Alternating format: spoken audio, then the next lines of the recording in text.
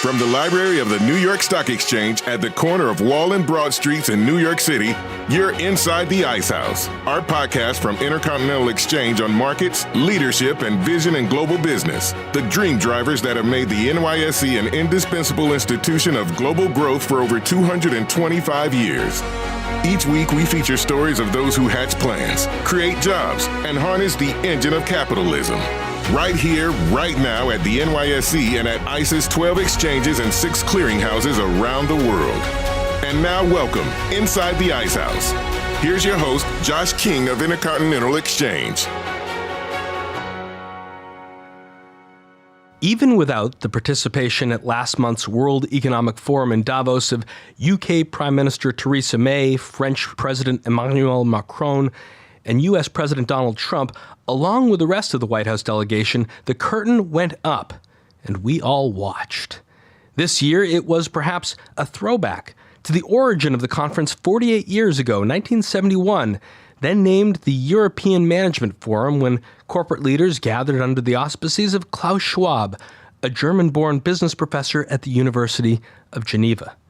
Back in that summer of 71, Schwab gathered over 400 executives from Western Europe to introduce them to American management practices. His goal, have them embrace the stakeholder management approach, urging corporate leaders to think about all of their constituents, not just shareholders, when making the calls that would drive Europe's ongoing post-war advancement. Very quickly, 1973, world events intervened. The collapse of the Bretton Woods fixed exchange rate mechanism, the Arab-Israeli War. Suddenly, Schwab's creation became a sort of extra-governmental UN with the added participation of the good and the great from global business to chip in their 2 cents on world events. In 1988, the so-called Davos Declaration, signed by Greece and Turkey, brought those 2 nations back from the brink. And in 1992, South African President F.W. de Klerk and Nelson Mandela made their first joint appearance outside of Africa, signaling the end of apartheid. 1993, Israel's Shimon Peres and the PLO's Yasser Arafat hammered out their agreement on Gaza and Jericho against the backdrop of the snowy Alps, a productive gathering, judging by these turning points in history. But behind the scenes, as always, the global confab for corporate kibitzing continued to grow. This year at Davos, about 2,500 of the world's elite showed up in Switzerland to swap stories, do deals with a direct impact on the economies from the Americas to Europe and Africa, also in Asia. Along the way, they hope to learn a thing or two about how the rest of the world reacts to corporate behavior. The Pied Piper of business trust at Davos is our guest today, my old friend Richard Edelman, President and CEO of marketing and communications firm Edelman, a longtime attendee of the forum who punctuates each gathering with the latest installment of the Edelman Trust Barometer. Richard's stock and trade is reputation brand building, helping the world's largest companies tell their stories and connect with consumers for over 40 years. Our conversation with Richard on Davos, corporate reputation, and his 2019 Edelman Trust Barometer, the go-to measurement of what stakeholders care most about this year when they do business with companies, including those listed here at the NYSE. That's right after this. Spirit Airlines is a ultra-low-cost carrier in the United States that is intended to democratize travel, provide low fares and high-quality service for the people in the continental 48 and Latin America. We offer a very, very low fare, and in exchange for that, you get an on-time performance that can't be beat. Our growth has really catapulted us to this point, and we're extremely proud to be a partner with NYSE. Spirit Airlines, listed on the New York Stock Exchange.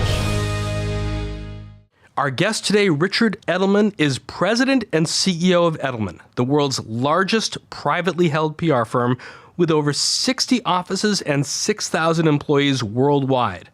A family-owned business, it's been Edelman's mission to understand audiences and partner with leading corporations to promote and protect their businesses for over 6 decades.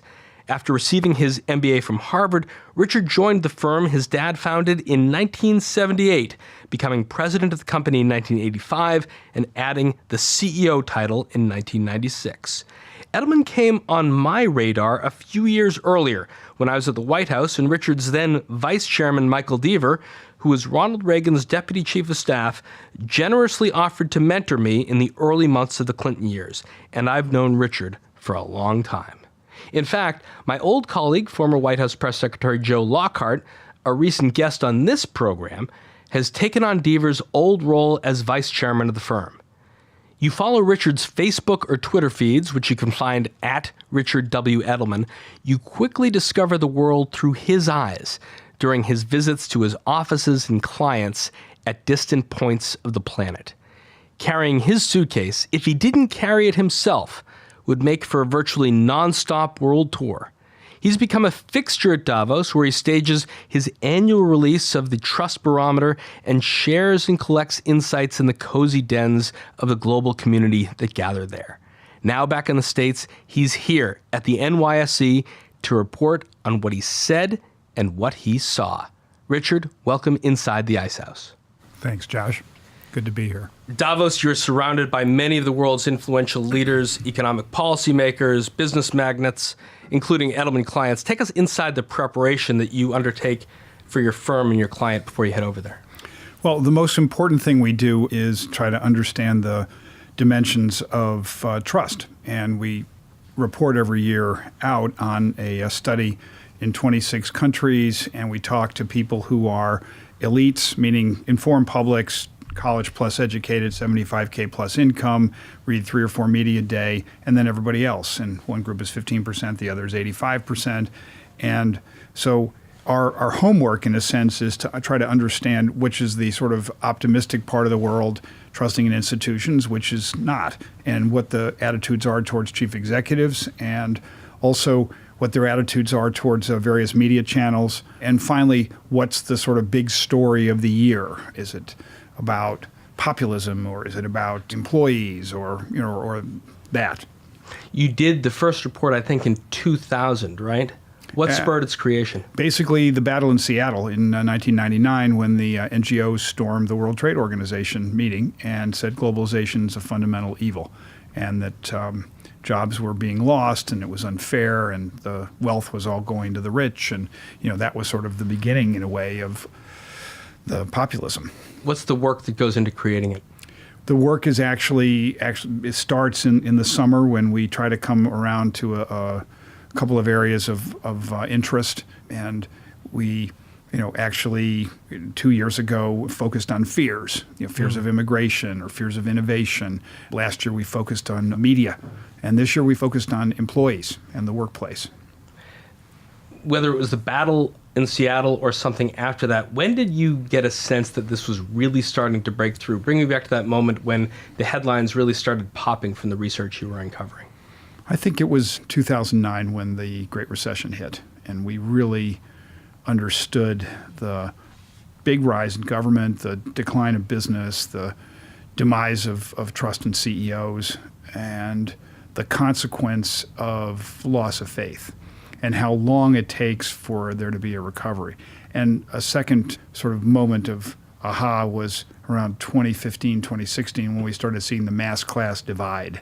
And all of a sudden, the elites had a fundamentally different view of the world than everybody else. So you said this year you're focused on employees. What were the big headlines coming out of Davos or that have been written about the Trust Barometer in the last few weeks? The big headline is trust at work, that in fact trust has moved. Initially it was vertical, sort of from the top down, from CEOs or heads of state. Then it moved to horizontal about 10 years ago to a person like myself, peer-to-peer, and now it's moved to local. And trust is actually at work, because the most trusted institution is my employer, which is a stunning 20 points higher than normal business, 25 points higher than government, 30 points higher than media. And it's big change in the ecosystem, because I only trust that which is close to me, and that which I feel like I control, which is my employment situation, because it's a full employment economy. I don't like my employer, I leave, I get another job. One of the attendees in Davos was our own president, Stacy Cunningham, making the rounds on Squawk Box, on CNBC and Maria Bartiromo's show on Fox Business News, talking also to Eric Schatzker on Bloomberg, all with that magnificent Alpine backdrop behind her. I want to hear a part of an exchange with CNBC's Andrew Ross Sorkin, a debate that continued when the cameras went dark. But one of the things that's fascinating is, so far at least, neither of the two major exchanges, which basically have a monopoly over this whole franchise, have not taken any what I would describe as value-based, have made any value-based decisions about who lists on your exchange. Explain that. I will explain that. I think it's really important that we avoid making requirements and regulations that prevent companies from coming to the public markets. The public markets serve a social good. Our mission is to help companies raise money so they can go out and save the world. Richard, Stacy wants to let investors do the talking with their free choice of what they buy or sell, but someone like Larry Fink has staked out a very different ground. So I think this is actually going to be determined not by the investors as much as it is by the employees. And I think that's the fundamental change in this year's Trust Barometer, that employees are going to vote with their feet. And it's starting with the tech industry and employees at Salesforce, for instance, saying, we're not going to work on a border patrol piece of software. Or Amazon, we protest working conditions or other. So if you want the best and the brightest, you've got to have a mission that is understood and is a societal based, not just money's based.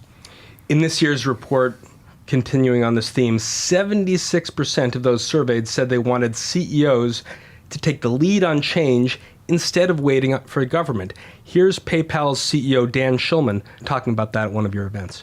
I think we as CEOs not only have the opportunity, but the moral responsibility to step up and lead in areas that are consistent with our company's values and its mission. We can't be about everything, but we should have a mission that inspires. We should have values that support that, and we need to stand up for that. Richard, you're probably going to leave the library here at the New York Stock Exchange any minute to go uptown to meet with another CEO. What is the moral responsibility of a CEO as Schulman was laying it out? Well, in Schulman's case, because he's a client, he's trying to get 1 billion people in the world who don't have access to finance connected through their phones. And he's trying to connect them to the real world that way. So the unbanked, he's going to connect. And that kind of big mission that is going to make money, but also going to serve society is what I think CEOs should be aiming for. So, in the case of Under Armour, it's maybe to get kids to exercise, or in the case of Microsoft, it's to get kids to, feel comfortable with, innovation and technology. And so these are all companies, and by the way, Microsoft, I have to give big credit to, they put $500 million into low and middle income housing in Seattle because it's now an unaffordable place for cops and firemen and teachers. And so if you want to have a good workforce, you extrapolate to, well, how are these other people going to live who support us? And that's a broader definition, but one that I think is consistent with Larry Fink's letter about the broader view of capitalism. Another CEO on one of your panels was Penny Pritzker, who, of course, served under President Obama as the Secretary of Commerce. Here's part of what she said at one of your events. And I'm a huge believer in multilateral engagement, and it's hard, and it's messy, and it's difficult. But if there's one lesson I learned when I was in government, which is it's absolutely essential to solve the most challenging problems. So I don't think it's an either or. Right. But I think CEOs cannot solve all these problems. Is there a limit to what a CEO can do? Absolutely. A CEO, though, in a city like Chicago, can make sure that his or her company is partnered with community colleges so that, in fact, that experience is improved, or can be involved in the anti-violence campaign by direct donations and also funding nonprofits that are helping kids get educated after school and whatnot. So I think it's essential that every company have roots in a community, and also that the company look at ways to connect its employees into that kind of work. Let's leave the continental United States for a second, because you are a prolific traveler and writer of your journeys. Let's take a quick trip around the world and have you share some of the thoughts for those that follow you at Richard W. Edelman and get it in real time. Japan, you wrote that Prime Minister Shinzo Abe still exhibits passion for his country as a leader in technology for sustainability, with scientists working to make hydrogen an energy option priced on par with natural gas. Are they up to that based on what you saw? So he also was very keen on robotics because he has a declining birth rate, demographics that are difficult.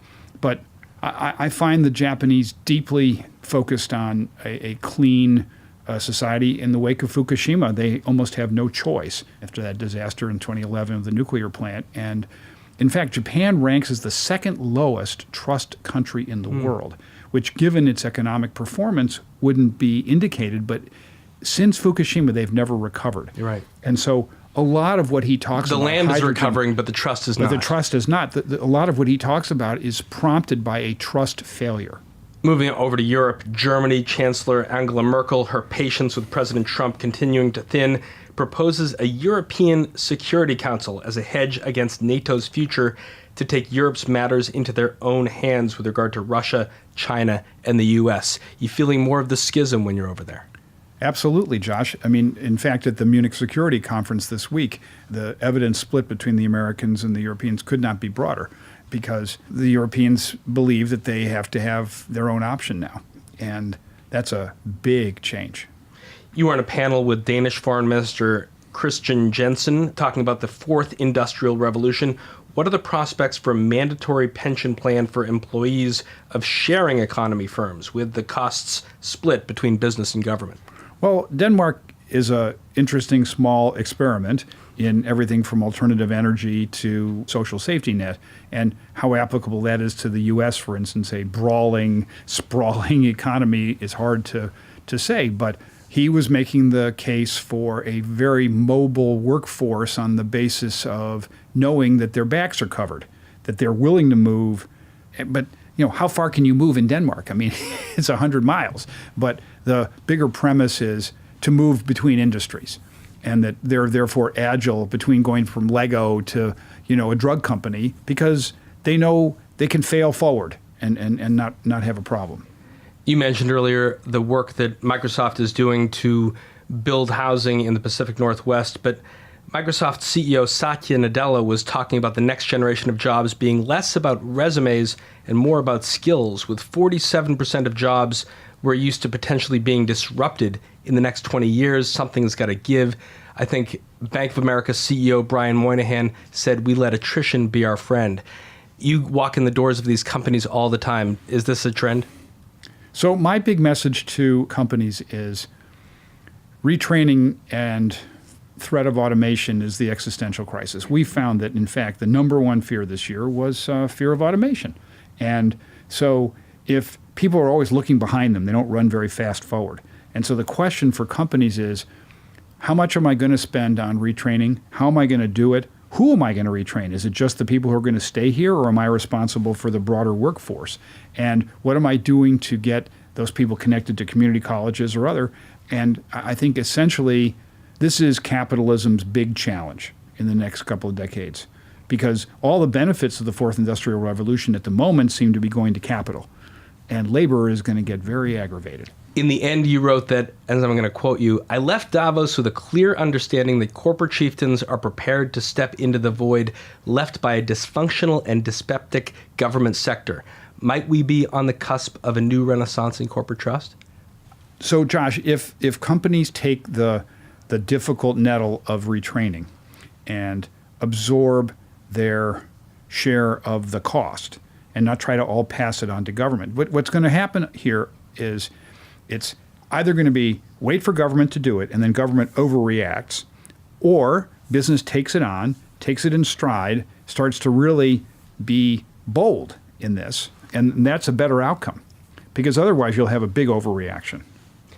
After the break, Richard and I dive a little deeper into the 2019 Edelman Trust Barometer and explore Edelman's 60-year history, from Richard's over 20 years at the helm of the company to what lies ahead for the future of marketing and communications. That's right, after this. We discover life-saving, life-transforming medicine. We are working in the field of oncology, neuroscience, rare disease, gastroenterology. So we have about 50,000 employees in the world. We are present in 80 countries. We are driven by very strong values. Our company was created in 1781 and hopefully a long future in front of us. Takeda is listed on the New York Stock Exchange. Welcome back inside the Icehouse Intercontinental Exchange's podcast with business leaders, innovators, and prophets of capitalism. Our guest today, Richard Edelman, president and CEO of the world's largest privately held PR firm, Edelman. Richard, you recently released your second annual special report, Edelman Trust Barometer, Institutional Investors. Can you explain for our listeners how this version stemmed from the original Edelman Trust Barometer? Well, we wanted to focus on those people who are the holders of wealth, and whether or not they cared about ESG in a serious way, or whether it was simply window dressing. Larry Fink clearly does. Yeah, well, he does, and we wanted to prove out that others do or don't. And the stunning finding was, 90+% of people said, this is a major risk cum opportunity, and we've got to take this seriously. And it is a core part of our decision making about buying shares. Is that the polite answer for surveyors and survey researchers, or is that what they're really thinking? Did you get under their skin? I think that the consensus is the risk of big environmental problems, or people look at what happened to that utility in California, PSEG, and the fire and the bankruptcy, and they think that's catastrophic, and that's all caused by climate change. And so I want to be safe from those kinds of risks. I also want to invest in companies that are 5 to 10 years out on delivery, or what's going to happen to retail. All this is somehow tied to sustainable development goals. Cybersecurity, income inequality, workplace diversity ranked at the top of this list, while immigration ranked 5th out of a list of 5. And yet, we just witnessed the longest government shutdown in our country's history, due mainly to a stalemate on immigration. Where's the disconnect? I think that the executive branch and Congress are behind the people and that we're fighting the last battle. And I would hope that our elected officials update their focus onto cybersecurity. The report also found, Richard, that most companies don't fully acknowledge the new risks to their business from the current political climate. What must companies do to take action and educate their board, employees, and consumers about what's going on in Washington? Well, what became evident to me in Davos is that politics is now a serious big risk factor, a serious inhibitor to growth, that trade deals and tariffs and somehow the rise of nationalism causing there to be the risk of boycotts of brands from America or whatever. That is a new phenomenon in the last 2 or 3 years. And it's now reached a point where people are saying, maybe I'll insource manufacturing, or maybe I'll refocus on developed markets as opposed to developing. So it's having a big impact on behavior. Often when the phone rings at Richard Edelman's desk at Edelman, it is from a CEO who is suddenly beset by an activist investor. And 87% of institutional investors say their firms are more interested in taking an activist approach to investing. And yet, your report also found that most companies aren't prepared to handle these campaigns. The headlines are full of activist moves right now. Why are companies often so flat-footed? You have to start from scratch when they make the first call to you. Activist investors prompt corporate behavior, and corporations are, somehow unwilling to reinvent, or that it's too risky, or, my tenure as CEO is too short anymore. And I think, in a way, Clay Christensen's idea of sort of obsolescence, of forcing yourself to, replace yourself all the time with the Kodak story and others is so important. In fact, I'm trying to do this at Edelman. I'm trying to say, look, the media and communications business is so changed. 40% as many reporters as a decade ago. Our oxygen supply is being choked off. So if we hadn't invested in creatives who allow us to tell stories, and in a digital business that allows us to go direct to the end user of information, we'd be choked. And so I saw this, 6 or 7 years ago, and we've moved. in that direction. Is 25% of our business going up to 50 probably? I mean, in fact, last week, Richard, you announced that Judy John, the current Chief Creative Officer and CEO of Canada for Leo Burnett, would join Edelman as your first ever global Chief Creative Officer. In announcing this new position, you said, and I quote, "Now it's time to go to the next level, to make the case for Edelman as the lead creative partner when a brand or business wants to disrupt the market by taking a stand." What's your hope for this new role to help strengthen Edelman's reach across many different platforms and communications functions? So basically, a company like CVS, when they take cigarettes off the shelf, is making a statement. When REI closes its stores for Black Friday and says all the workers need to go out and exercise and be with their families, that's making a statement. And when Dove creates a studio for women to produce ads when there are none, that's a statement. And so we want to be the firm when a company wants to do something. So our theme line is act with certainty. And we really think that smart companies are going to start to rely on what I call earned creative. And that means that the idea is so strong that in fact it's carried in earned media, then in your own media, I mean your own web channels, then in social, and paid, meaning buying ads, is only to support and accelerate the rest of it. That's a very unusual approach to business. It's something that you, again, have done a lot in politics. And it's a very sort of politics-driven approach. And if you do an ad, you just do a one-page print ad in the paper, and then you do free media all around it. Well, that's the same philosophy. Have an idea and have it be powerful enough that people want to debate it and talk about it. And that's why the Gillette campaign, for instance, was so interesting a couple of weeks ago, or the Nike campaign with Kaepernick. All of these are on controversial issues, but they put the brand into conversation. And then it becomes, how many people can we attract beyond our core and get them to join us? I mean, in some respects, the Edelman Trust Barometer is earned creative of its own right. You have to sit there in the summer and think about these themes that will generate conversation, that will generate argument, that will generate debate come January. I mean, before long, I imagine you'll be starting to work on the 2020 Barometer. Last year marked your 40th year with the firm that your dad started. Think about your dad. Did he know what he was getting into when he put his name on the shingle on that door? How did it all start for him? Well, he wanted to be the first marketing PR person, and he invented the media tour, and he took the Tony twins out on tour, and he did brand PR for Sara Lee and for Re-Lemon and Kentucky Fried Chicken and Wines of California. And, he really put the power of the earned media behind brands for the first time. And he understood the power of television because he'd worked at CBS, and he appreciated that this was going to change people. What did he do at CBS? He stayed up all night writing news copy for Arthur Godfrey. Wow. Yeah, in Grand Central Station, in the glassed-in area that you walk past. And that was his little desk from 10 p.m. until 7, 8 in the morning. And then he'd go home, try and sleep. You recently wrote a letter to him on the 6th anniversary of his passing. I want to quote from it. You said, "I find myself sitting in his office, as I try to do as often as I can as business will allow. I feel close to him here, and I feel I can connect with him." He left high standards to live up to, didn't he? Yeah, he was a very demanding guy. But, you don't start a business with 4 people in the merchandise mart in Chicago and wind up with 6,000 people in 60-plus offices around the world and stay private and independent without having a fierce will and a vision. And I've tried to, live up to that standard. And, we worked together for 35 years. And so I have him on my shoulder every day saying, why the hell did you invest in that market? And, come on, boy. I mean, you're very honest when you write that open letter to him about both the successes that the firm is facing and also the challenges and the things you got to do better.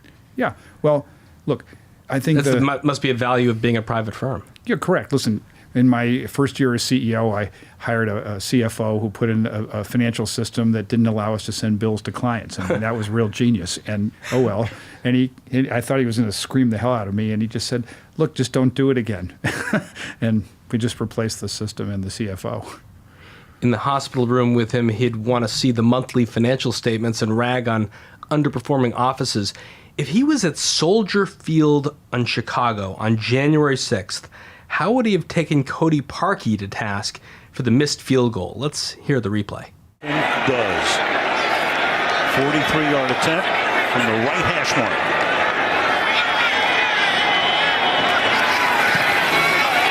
And, he hits the upright again.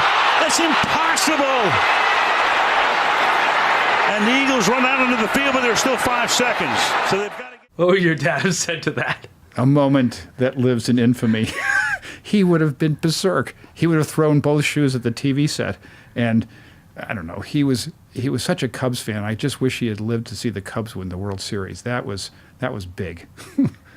Looking back 40 years, Richard, was there ever any doubt in your mind that you'd go into the family business? Working for Dad is always a daunting task. Well, I mean, I was all set to go work for Playtex in Stamford, Connecticut, and he called me at Harvard B School and said, I have an offer to be acquired by DDB Advertising, and I don't really want to do it, and you should just come here for a year, and if you don't like it, you can do something else. And so I went to work in Chicago, and I was all set to go on a couple-month European vacation with a very attractive person.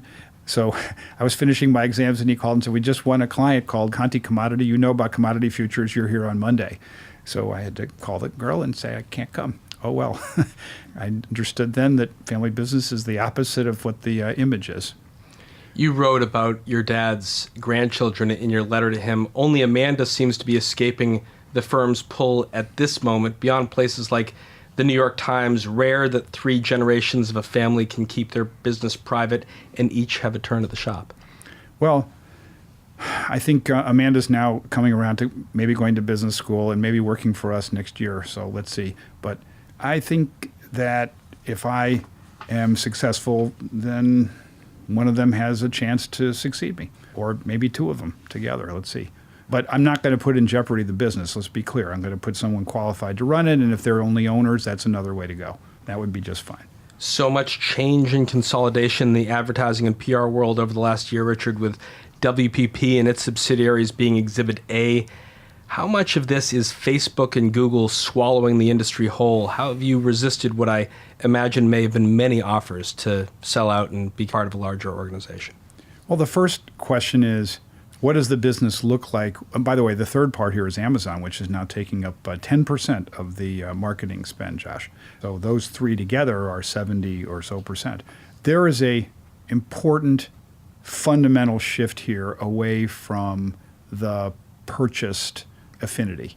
And so the classic ad agencies, JWT, Y&R, in my mind, have to be paired with digital shops in order to be as fast and as clever about going direct. And the idea that we've had, which is pairing digital with PR, is a different way of looking at it. And I believe we have a very robust business and good opportunity to make that transition.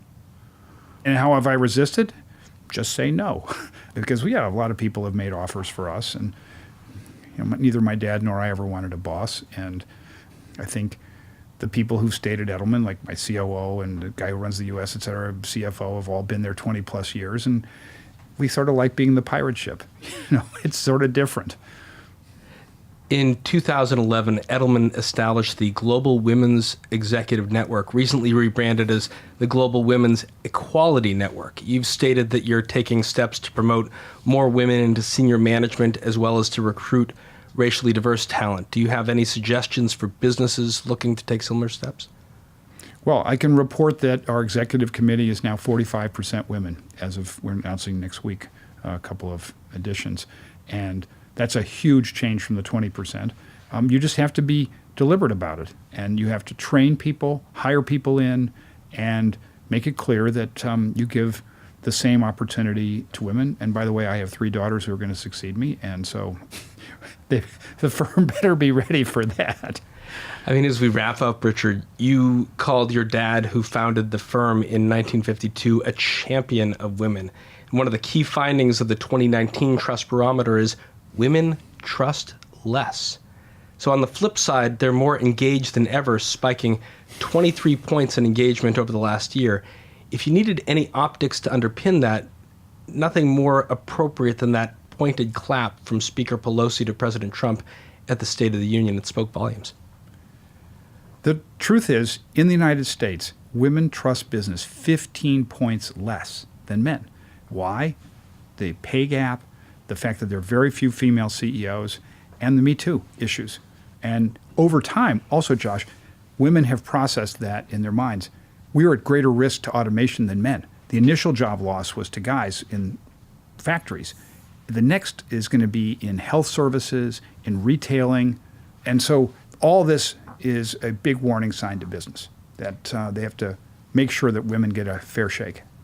Well, I know you got to run. You've got clients waiting for you uptown. Thanks so much for making a quick stop at the Exchange and joining us inside the Ice House, Richard. Josh, you're a good friend, and thank you for having me on. That's our conversation for this week. Our guest was Richard Edelman, CEO and president of Edelman. If you like what you heard, please rate us on iTunes so other folks know where to find us. If you've got a comment or a question you'd like one of our experts to tackle on a future show, email us at icehouse@theice.com or tweet at us at NYSE. Our show is produced by Teresa DeLuca and Pete Ash, with production assistance from Ken Abel. I'm Josh King, your host, signing off from the library of the New York Stock Exchange. Thanks for listening. Talk to you next week. Information contained in this podcast was obtained in part from publicly available sources and not independently verified. Neither ICE nor its affiliates make any representations or warranties, express or implied, as to the accuracy or completeness of the information and do not sponsor, approve, or endorse any of the content herein, all of which is presented solely for informational and educational purposes. Nothing herein constitutes an offer to sell, a solicitation of an offer to buy any security, or a recommendation of any security or trading practice. Some portions of the preceding conversation may have been edited for the purpose of length or clarity.